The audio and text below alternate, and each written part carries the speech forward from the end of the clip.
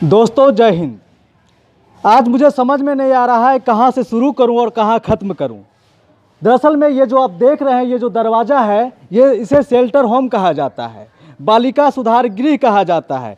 अगर हिंदी में आपको समझाएं, ठेठ बिहारी में समझाएं तो ये लड़कियों का जेल है। यहाँ पे वो लड़कियों को लाया जाता है जो छोटे मोटे क्राइम करती है और उनको यहाँ पे सुधार के लिए लाया जाता है, ताकि वो बाहर निकले तो कोई समाज में कोई अच्छा काम करे, पढ़ाया जाए, लिखाया जाए और अच्छी अच्छी शिक्षा दिया जाए। लेकिन यहाँ का जो काला सच है, अगर आप सुनेंगे तो आपके कान से खून निकल जाएगा। जी हाँ, मैं बिल्कुल सही कह रहा हूँ। ये वही हकीकत है, वही सच्चाई है जिसे आप देखना और सुनना पसंद नहीं करेंगे। जी हाँ, मुझे भी यकीन नहीं हो रहा था, लेकिन जो लड़की इसके अंदर 7 महीना काट कर बाहर आई, जब वो आप बीती बताई तो मुझे भी दर्द हुआ, इतना पीड़ा हुआ कि हम आज पहुंच गए हैं शेल्टर होम के बाहर। जी हाँ, कई नेताओं के मुंह से आप एक ही भाषा सुनते होंगे, बेटी बचाओ और बेटी पढ़ाओ। जी हाँ, प्रधानमंत्री के मुंह से भी सुने होंगे, मुख्यमंत्री के मुंह से भी सुने होंगे, मुखिया का, एमएलए और एमपी मंत्रीगण सभी एक ही बात कहते हैं कि बेटी बचाओ बेटी पढ़ाओ। लेकिन सच्चाई क्या है, वो प्रधानमंत्री बोल गए एक दिन, वो बोलते बोलते ये बोल गए कि बेटी बचाओ और बेटी पढ़ाओ। हाल के आंकड़ों से पता चला है कि बेटी बचाओ बेटी पढ़ाओ अभियान तो यहाँ बेटी तो नहीं पटी, लेकिन जब अंधेरा होता है, रात होता है, तो यहाँ पे खाकी और खादी की गाड़ियाँ आनी शुरू हो जाती है। जब वो गाड़ी यहाँ पे रात में आती है तो क्यों आती है, क्या करने आती है, यही मैं आपको बताना चाहता हूँ। जो खाकी और खादी के यहाँ पे गाड़ी आती है, वो यहाँ पे धंधा करने आते हैं, इसके अंदर जाते हैं और वैसे लड़की के साथ बलात्कार होता है जो बोल नहीं पाती है, सुन नहीं पाती है, देख नहीं पाती है, उसके साथ भी बलात्कार किया जाता है इसी के अंदर। और जो इसके अंदर जाते हैं वो कोई आम इंसान नहीं होता है, वो अपने आप में सरकार होता है। और इसके अंदर जा करके जैसे ही अंधेरा होता है, रात होता है, इसके अंदर धंधा शुरू हो जाता है। ये लड़कियों का जेल है, शेल्टर होम कहा जाता है इसे, हिंदी में बालिका सुधार गृह कहा जाता है। लेकिन यहाँ सुधारने की काम नहीं किया जाता है, बल्कि उसके साथ बलात्कार किया जाता है, वैसे लड़कियों के साथ जो सुन नहीं पाती है, जो देख नहीं पाती है, जो बोल नहीं पाती है, जो मानसिक और शारीरिक तौर पर कमजोर होती है, वैसे लड़कियों को भी नहीं छोड़ा जाता है, वैसे लड़कियों के साथ भी बलात्कार किया जाता है। वो गुड़िया कुमारी सारी हकीकत कह गई, जो वो आप बीती उसके साथ हुआ।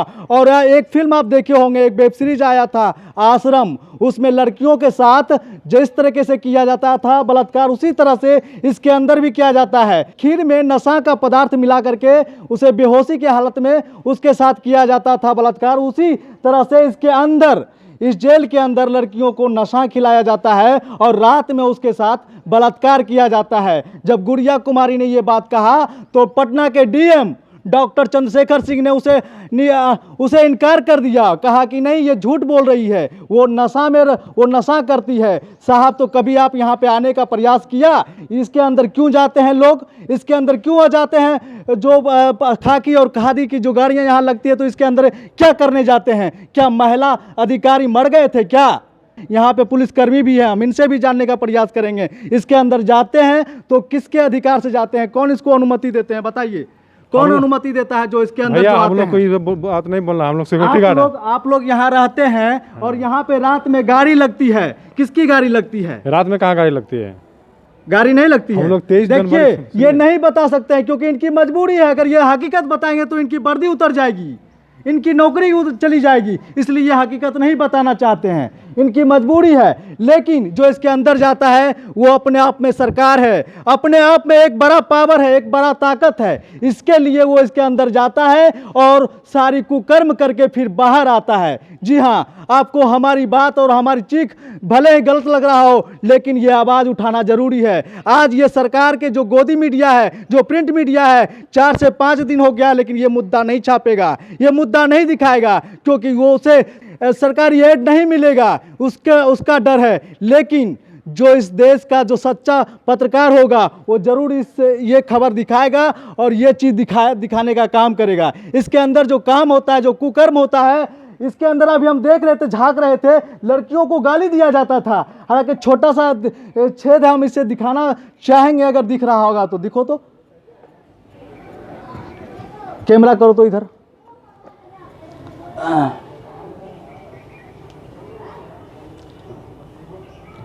देखिए दिख नहीं पा रहा है, लेकिन अभी हम जब इसके अंदर झांक रहे थे तो लड़कियों को गाली दिया जाता था। अब सोच लीजिए, जहां सुधार की बात होती है, बालिका सुधार गृह की बात होती है, तो बालिका सुधार गृह का मतलब होता है जो लड़की यहां आती है उसे सुधारा जाए, ना कि उसे गाली दिया जाए। 2019 में एक मामला आया था मुजफ्फरपुर बालिका गृह कांड का, उसमें भी बड़े बड़े लोग उसमें शामिल थे, लेकिन ये सरकार के लोग उसे भी दबा दिए। ये मामला हमेशा उठता रहता है, लेकिन उससे सरकार के लोग और ये अधिकारी, ये खादी और खाकी पहनने वाले लोग हमेशा उसे दबा देने का काम करते हैं। लेकिन अब ये दबने वाला नहीं है, अब ये दबने वाला नहीं है। हमारे जैसे 5 सच्चे पत्रकार भी अगर खड़े हो गए हैं तो ये मामला उखड़ कर रहेगा और उजागर रहेगा, क्योंकि यहाँ हम रोज दिखाएंगे, हर रोज दिखाएंगे। सरकार मुझे भी अंदर कर दे, मुझे फर्क नहीं है, लेकिन वो बेटी एक बात जाते जाते कह गई, उस बात का दर्द है मुझे। वो कह गई, हम तो निकल गए लेकिन हम अपनी लड़ाई नहीं लड़ना चाहते हैं। हम उस सभी लड़कियों की लड़ाई लड़ना चाहते हैं जो इसके अंदर कैद है और जिसके साथ कुकर्म होता है, हर रोज उसके साथ बलात्कार होता है। हम उसकी आवाज़ बनना चाहते हैं। जब एक लड़की उसका आवाज़ बनना चाहते हैं तो हम भी इस देश का नागरिक हैं, हम भी देश का एक सच्चे नागरिक हैं, और मेरा फर्ज बनता है कि हम भी उसकी आवाज़ बनाएं जो इसके अंदर कैद है। उसके इस दरवाजे के बाहर उसकी आवाज़ नहीं आ पाती है, तो उसका आवाज़ बनेंगे हम, और उसको न्याय दिलाने का काम करेंगे। जो यहाँ पे आते हैं और रात होते ही यहाँ पे गाड़ियाँ लगती है खाकी और खादी वाले के, और अंदर जाकर के जो कुकर्म करके जो आते हैं स्टेज पर, जब भाषण देने की बात होते हैं तो करोड़ों जनता के सामने बेटी बचाओ और बेटी पढ़ाओ की नारा देते हैं। वो सिर्फ मंच पर कहने और सुनने को लिए बस होता है, लेकिन हकीकत जब आप यहाँ पे आएंगे तो आपको कुछ और दिखने को मिलेगा। जो लोग मंच पे बड़े बड़े बातें करते हैं, बड़े बड़े भाषण देते हैं, वही लोग यहाँ पे आपको दिखेंगे, ना कि कोई आम इंसान, कोई सड़क छाप, कोई बेवरा यहाँ आपको दिखेगा। जो इसके अंदर जाते हैं वो पढ़े लिखे लोग होते हैं, वो सरकार होते हैं, वो अपने आप में बड़ी ताकत रखते हैं, वही लोग इसके अंदर जाते हैं। कोई आम इंसान इसके अंदर नहीं जाता है। वो गुड़िया सही बोली कि हम इसकी लड़ाई लड़कर रहेंगे, और जो इसकी अधिकारी है, सबसे बड़ी गुंडी वो है जो इसकी अधिकारी महिला है। उनका कहना होता है कि जो आती तो तुम अपनी मर्जी से हो, जाओगी तुम हमारी मर्जी से। तो आप देखते हैं उनकी मर्जी कब तक चलता है। ये सवाल सूबे के मुख्यमंत्री नीतीश कुमार से भी है, ये सवाल पटना के डीएम डॉक्टर चंद्रशेखर से भी है, ये सवाल पटना के एसएसपी से भी है। अब देखते हैं कितने लोग इस सवालों से बचते हैं और कितने लोग इन सवालों का जवाब देते हैं। आज हम आपको सब्सक्राइब करने नहीं बोलेंगे, आपको अगर ठीक लगेगा तो कीजिएगा, नहीं ठीक लगेगा तो मत कीजिएगा। और ये आवाज़ अब उठता रहेगा, और ये नीतीश कुमार से भी पूछा जाएगा, और ये पटना के डीएम से भी पूछा जाएगा कि यहाँ होता क्या है। लड़कियों को यहाँ पे सुधारने के नाम पे उसके साथ इस तरह का बर्ताव क्यों किया जाता है। कितना बचिएगा, कितना कहिएगा कि ये लड़की नशेड़ी है। इसमें जितनी भी लड़की है सब नशेड़ी है। नशेड़ी है तो उसका जांच किया जाए, क्यों नशा करती है, इसमें नशा कहाँ से आता है, कहाँ से फ़ोन आता है, कौन नशा पहुँचाता है इसके अंदर, इसका जिम्मेदार कौन है। आपको शर्म नहीं आता है कि आप बोलते हैं कि नशा की लत में रहती है, तो नशा की लत में रहती है, कौन इसके अंदर नशा पहुँचाता है। इसके अंदर मोबाइल भी जाने का अनुमति नहीं है। कैसे मोबाइल जाता है, कैसे टीवी चला जाता है, कैसे नशा चला जाता है। तो ये बड़ा सवाल आपसे है, इसका जवाब हम आपसे ज़रूर लेने आएंगे। तब तक के लिए इतना ही। जय हिंद, जय भारत।